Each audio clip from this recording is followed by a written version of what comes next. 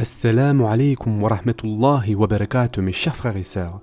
On continue avec les différents noms d'Allah Azza wa Jal et aujourd'hui nous allons parler de As-Salam, c'est-à-dire la paix, et de Al-Mu'min, c'est-à-dire le digne de confiance, le sécurisant, le confiant, le pacifique.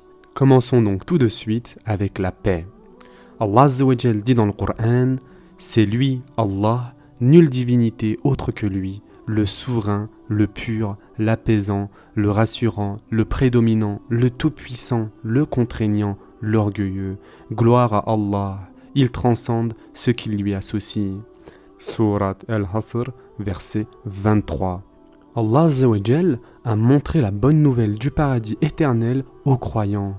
Il y a un point qu'on oublie souvent, ces serviteurs ne seront pas récompensés seulement dans l'au-delà, leur rétribution commence dès ce monde, ainsi que l'indique le verset suivant dans lequel Allah Azza wa Jal dit « Tout ce que vous possédez s'épuisera, tandis que ce qui est auprès d'Allah durera, et nous récompenserons ceux qui ont été constants en fonction du meilleur de ce qu'ils faisaient. Quiconque, mâle ou femelle, fait une bonne œuvre tout en étant croyant, nous lui ferons vivre une bonne vie, et nous les récompenserons certes en fonction des meilleurs de leurs actions. » Surat An-Nahl, versets 96 et 97. Cette vie de félicité dans les deux mondes correspond à la manifestation de l'attribut divin As-Salam à l'égard de ses sincères serviteurs. Un croyant qui se dévoue à Allah Azza wa Jal et fait le bien pour obtenir son agrément retournera auprès de son Seigneur satisfaisant et satisfait. Comme Allah Azza wa Jal le dit dans la sourate Al-Fajr, verset 28. Allah Azza wa Jal décrit la récompense qui attend ses bons serviteurs dans l'au-delà en ces termes. Le paradis sera rapproché à proximité des pieux. Voilà ce qui vous a été promis, ainsi qu'à tout homme plein de repentir et respectueux des prescriptions divines, qui redoute le tout miséricordieux, bien qu'il ne le voie pas, et qui vient vers lui avec un cœur porté à l'obéissance. Entrez-y en toute sécurité. Voilà le jour de l'éternité. Il y aura là pour eux tout ce qu'ils voudront, et auprès de nous, il y a davantage encore. Surat Qaf, versets 31 à 35. As-Salam est aussi la salutation qu'Allah Azza wa Jal adressera aux gens du paradis. Dans la Surat Yasin, dans le verset 58, Allah Azza wa Jal dit « Salam », c'est-à-dire paix et salut, parole de la part d'un Seigneur très miséricordieux.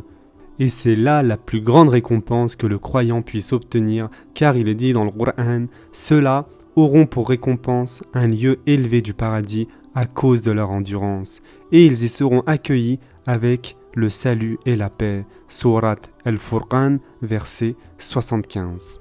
Parlons maintenant du nom Al-Mu'min, c'est-à-dire le digne de confiance, le sécurisant, le confiant, le pacifique.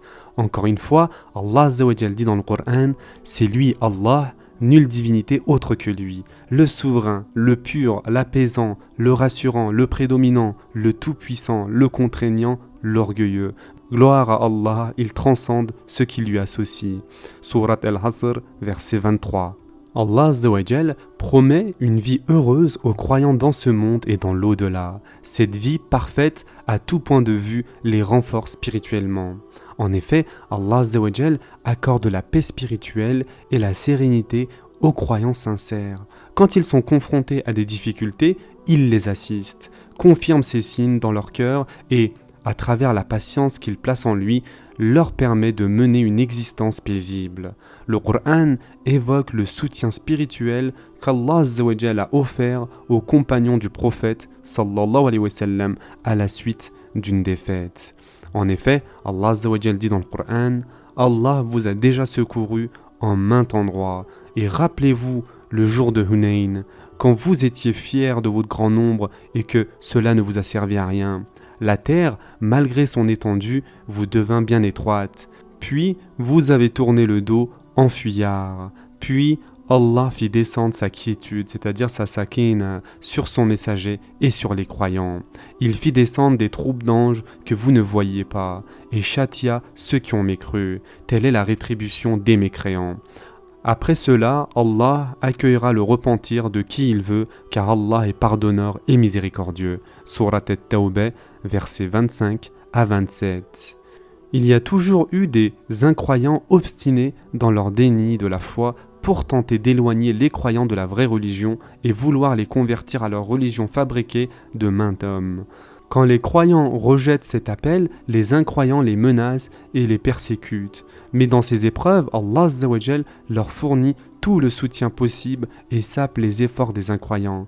Comme le dit le Coran, quand ceux qui ont mécru eurent mis dans leur cœur la fureur de l'ignorance. Puis Allah fit descendre sa quiétude sur son messager ainsi que sur les croyants, et les obligea à une parole de piété, dont ils étaient les plus dignes et les plus proches. Allah est omniscient. Surat al-Fatih, verset 26. Beaucoup d'autres versets parlent de ce soutien spirituel offert notamment aux messagers. Quand les incroyants ont forcé le prophète sallallahu alayhi wa sallam à émigrer, Allah Azza wa Jal lui a promis de l'assister, fait obstacle aux attaques des incroyants et emplit son cœur de sérénité.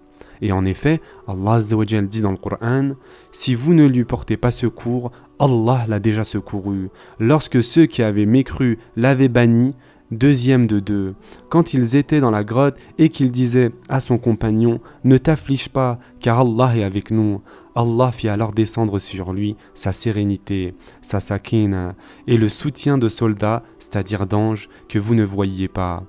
Et il abaissa ainsi la parole des mécréants, tandis que la parole d'Allah eut le dessus, et Allah est puissant et sage. Surat at-Tawbah, verset 40.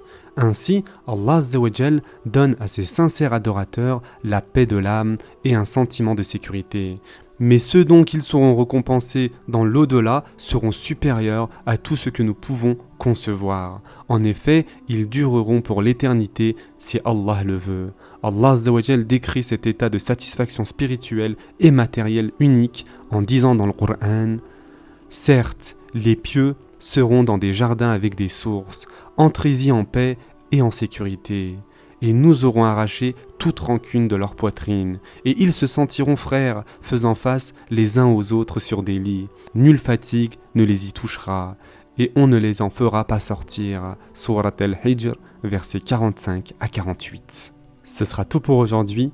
En attendant, prenez soin de vous mes chers frères et sœurs, et à très prochainement, Inch'Allah.